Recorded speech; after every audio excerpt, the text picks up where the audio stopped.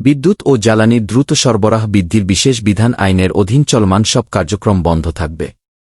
18 August রোববার বিদ্যুৎ, জ্বালানি ও খনিজ সম্পদ মন্ত্রণালয় থেকে পাঠানো এক সংবাদ বিজ্ঞপ্তিতে এমনটি জানানো হয়।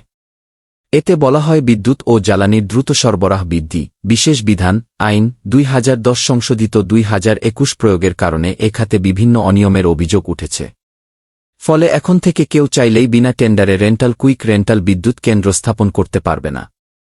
এই অবস্থায় আইনটির অধীনে দেশে চলমান সব নেগোসিয়েশন, প্রকল্প বাছাই প্রক্রিয়াকরণ এবং ক্রয় প্রক্রিয়াকরণ কার্যক্রম আপাতত বন্ধ থাকবে। বিজ্ঞপ্তিতে আরও উল্লেখ করা হয় যে, এই আইনের অধীন এরই মধ্যে সম্পাদিত চুক্তির আওতায় গৃহীত সব কার্যক্রম অব্যাহত থাকবে। এ বিষয়ে অন্তর্বর্তী সরকারের উপদেষ্টা পরিষদকে অবহিত করে সিদ্ধান্ত নেওয়া হবে।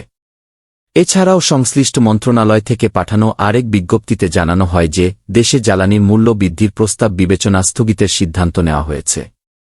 এতে বলা হয়, বাংলাদেশ এনার্জি রেগুলেটরি কমিশন সংশোধন আইন 2023 এর 34 ধারার আওতায় সরকার কর্তৃক জ্বালানির মূল্য বৃদ্ধির কারণে জনমনে ক্ষোভ সৃষ্টি হয়েছে।